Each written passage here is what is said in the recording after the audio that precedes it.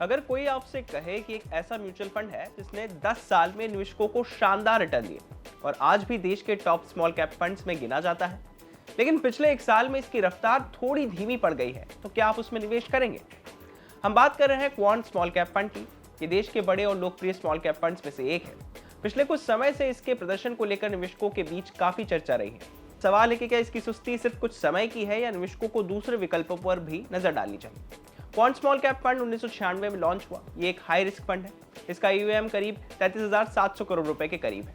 यह फंड छोटी कंपनियों में निवेश करता है, इसलिए इसमें रिटर्न की संभावना ज्यादा होती है, लेकिन जोखिम भी उतना ही अधिक रहता है।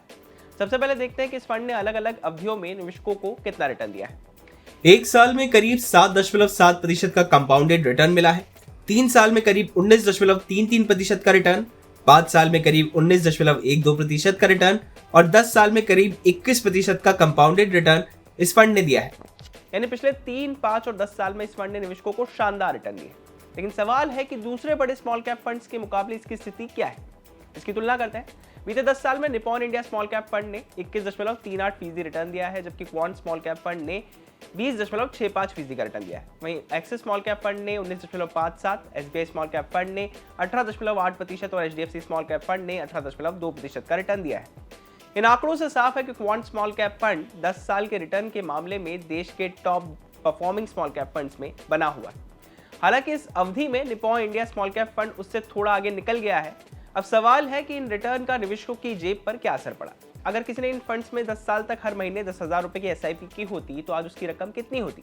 Nippon India small cap fund में 38,10,000 रुपए हो जाते, क्वांट स्मॉल कैप फंड में 36,16,000 रुपए हो जाते, एक्सिस स्मॉल कैप फंड में 33,51,000 रुपए हो जाते, एसबीआई स्मॉल कैप फंड में 31,75,000 रुपए हो जाते, एचडीएफसी स्मॉल कैप फंड में 30,45,000 रुपए हो जाते। यानी लंबी अवधि में वेल्थ बनाने के मामले में क्वांट स्मॉल कैप फंड ने भी निवेशकों को शानदार रिटर्न दिए। लेकिन इस समय ये कैटेगरी का अकेला लीडर नहीं है। क्वांट स्मॉल कैप फंड का निवेश कई सेक्टरों में फैला हुआ है, जैसे कि manufacturing, capital goods, engineering, financials, industrial कंपनियां।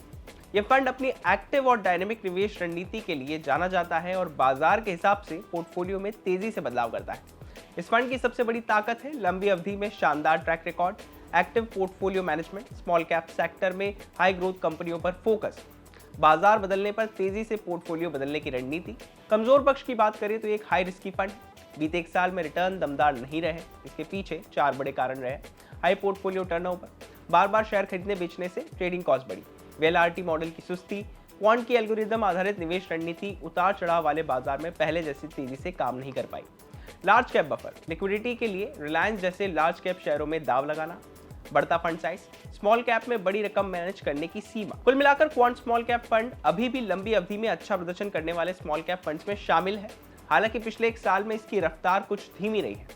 अगर आपका निवेश का नजरिया 5 से 7 साल या उससे ज्यादा का है और आप जोखिम उठाने की क्षमता रखते हैं तो एसआईपी के जरिए निवेश पर विचार किया जा सकता है। लेकिन किसी भी म्यूचुअल फंड में निवेश करने से पहले अपने वित्तीय लक्ष्य और जोखिम क्षमता को जरूर आंक लें। म्यूचुअल फंड स्कैन के आज के एपिसोड में बस इतना ही। बिजनेस से जुड़ी बाकी तमाम खबरों के लिए आप देखते रहिए विस्तार।